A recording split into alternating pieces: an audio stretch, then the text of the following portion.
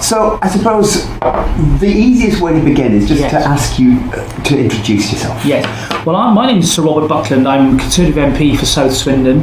I was Lord Chancellor and Justice Secretary, Minister of State for Prisons before that, and the Solicitor General for a number of years. And now I'm back on the backbenches and I'm chairing once again the all-party parliamentary group on autism. So neurodiversity and autism are great interests of mine and have been for many years. Yeah. And you commissioned the report on neurodiversity in the criminal justice system. Yes. Why? What was the motivation behind it? Severalfold. From my own professional experience as a barrister and a part-time judge for many years before I became an MP, I was struck by the number of people in the system who had some form of disability, some form of speech-language communication disorder, ADHD, autism, and very often problems or issues that were not diagnosed until they come into the criminal justice system, and defence lawyers had sensibly highlighted these issues and concerns and then got medical evidence to back it up. But I was left thinking, that's way too late. Why is it that it takes the criminal justice system to pick up the pieces of a system of health or education that should be identifying these problems at a much earlier stage? Yeah. Well, I suppose this leads to the question, why is it that so many neurodivergent people get caught in the criminal justice system?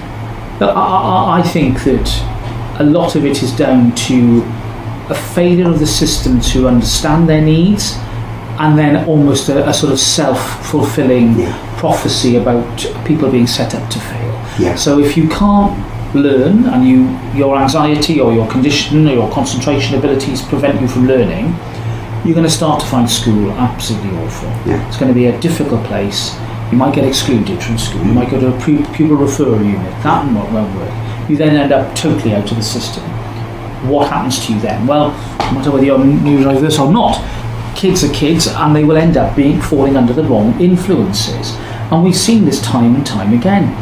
And therefore, by the time that child or young person comes before the court, the damage has been done. Their lives have been, affected adversely by a failure of the system to pick up on what, in many cases, I think are very clear examples of neurodiversity. Yeah. And so part of the review, part of the report, suggested that there should be screening.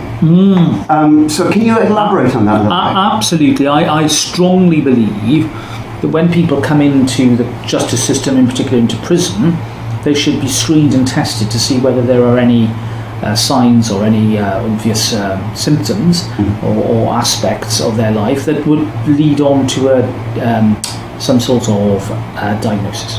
And is there any data collection about the screenings about neurodivergent conditions, or are there any screenings? Has this been acted upon? Well, I'm glad to see the government, in light of the report that was published when I was Lord Chancellor, have agreed with a large part of the recommendations, but not wholly. I still think we're not there in terms of having an obligation to screen everybody. I think that there's perhaps a little bit of a hesitancy, bearing in mind the potential resource implications this might have. But in my view, unless this happens, and unless government really coordinates with its agencies, and indeed with the devolved governments as well, we're going to continue to still have this problem. Now, the government's looking at and is reviewing its current screening tool. I think that's happened, but the key for me is, even if there's still a reluctance to commission their own screening, there's got to be better data sharing, because a lot of this data might well be out there in the form of clinical material, clinical notes that need to be shared with the appropriate authorities. The idea that people come into prison as a blank canvas, perhaps without any medical or clinical history, is nonsense. Why isn't that shared with the prison authorities at the very least, so that they're aware of potential conditions that will affect the ability of the prisoner to engage in a neurotypical way. And who would collect that data and store that data? Well, initially, of course, the data would be the property of the NHS very often, maybe education as well, local authorities. We've got to find a better way either with the consent or, ideally as an automatic principle, bearing in mind this is all about the welfare of the prisoner, to share that information safely, so that privacy is maintained, but at the same time the authorities then know what they're dealing with. At the moment it's just like a voyage into the unknown for the prison this is staff. it, because once the authorities know what they're dealing with, how much training is there available for prison staff and those involved in the criminal justice system? Yeah, well, look, I think that we've seen, certainly in the last couple of years, I think a lot of work done by the prison service into actually mapping out and working out where the gaps are and what the challenges are. And I'm delighted to see that progressively the government's appointed neurodiversity managers in our prisons. And I think that the vast majority of prisons in England and Wales have a neurodiversity coordinator in them. Yeah. Now, the key, that's great. The key for me is how is that person trained? I think we need to make sure, delve a little more deeply into this to make sure that they've got all the knowledge and a suitable experience behind them to make a difference, because I would want that person to help train other people. I want all members of the prison service, the prison officers who do a brilliant job, they work incredibly hard in difficult circumstances, to feel confident that they would be able to either help identify or support neurodiverse people. And if they can identify and support the neurodiverse people, and they have some training to help them identify them and some training to help them support them, what sort of reasonable adjustments are easy to put in place in the prisons? Okay, well, I've seen it in operation. HMP Magistration Park in Bridgend, run by G4S, has got an amazing neurodiversity wing where trained staff know how to work with prisoners, some of whom have been in for many years, and who have certain trigger phrases or words and things that can, create poor behaviour or behaviour that is challenging. We don't want that in prison. Nobody wants that. It's a danger to the staff, it's a danger to the prisoner. And I've seen it done. I've met inmates who, when you talk to them, you have a prompt sheet to make sure that you don't say things that trigger particularly adverse reactions, and they even have worked out what the likes and dislikes of the person are, so that you can have a bit of a conversation in a way that just wouldn't have been possible a few years ago, and which is yielding positive results in that the behaviour of individuals who need this sort of approach is improving, and they're feeling calmer, better about themselves, more able to access services and courses in a way that I think offers them a real hope about progressing out of crime. Otherwise these people are just going to keep on sitting in the system. This is the thing, I've read report after report about projects and programs that have helped train, that have helped teach dyslexic prisoners, for instance, in the youth criminal, the youth justice system, to teach them properly, and the recidivism rates plummet when they're given proper education. Is the education available generally for prisoners? Well, look, there's an education service, and indeed the government in the last manifesto pledged to create a national prison education service, which I think was a very sensible course of action. And in my time as Lord Chancellor, we pushed the secure school concept, with the first one being opened in Medway and run by the Oasis educational charity, the inspirational Steve Chalk, who's amazing, and I think has got the right approach to this. This is schools with security. A lot of the young men who will be in quite small classes will have neurodiverse needs, and therefore already you're seeing a bit of a change, quite an important change in the way we deal with young offenders.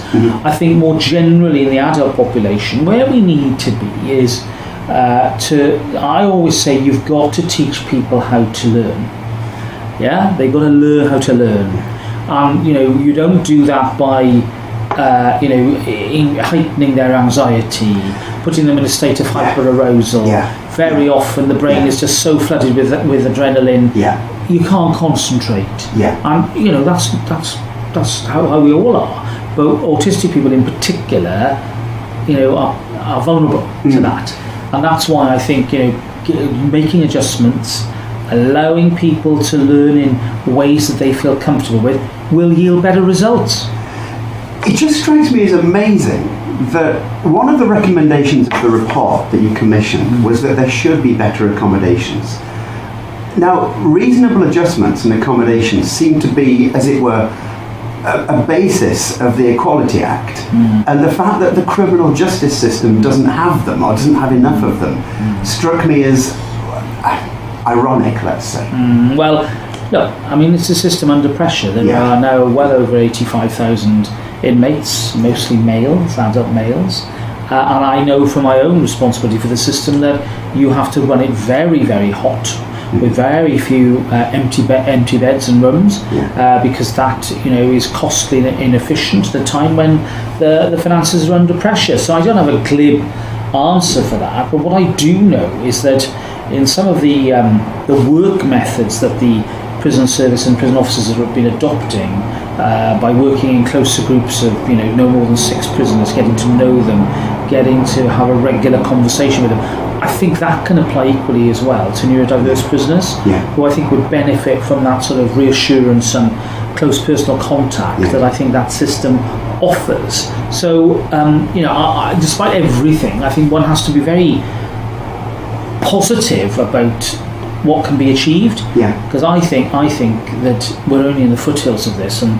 you know, if I was back in the department, I certainly would be pressing to make sure that we were doing everything we could within the funds we had. So in a sort of in a slowly baby steps way. I mean, wrapping this up, I suppose, in a baby steps way. What do you think a good next step would be?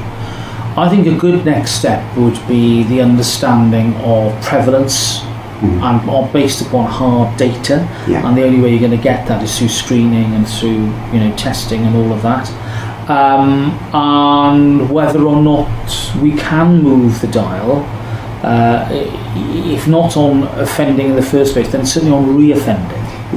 And I'd be very interested to see, you know, the numbers of neurodiverse people, autistic people, you know, who will be back in the system after 1, 2, or maybe more convictions. You know? And do we have figures on that at the moment? Well, we've got obviously the bare figures on convictions and reoffending, but I don't think we know enough or have enough based upon neurodiversity, because of course a lot of it is never formally diagnosed, and you know, that again is an issue, is it not? You know, for all the diagnosed inmates, you know, the majority of them will not have been diagnosed. Well, I mean, I heard with dyslexia, something like 80% of dyslexic adults have been undiagnosed throughout their life. I mean, I wasn't given my first formal diagnostic assessment until I was 30. So, I mean, it doesn't surprise me at all.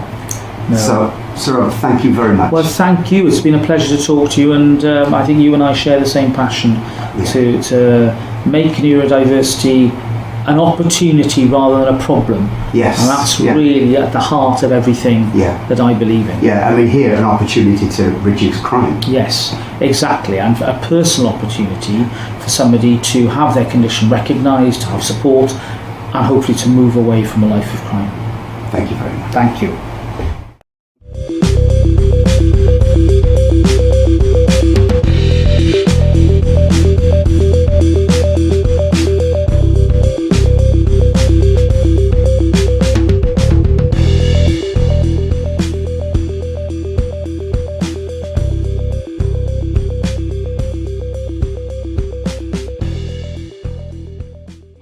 I think I've given you the wrong one.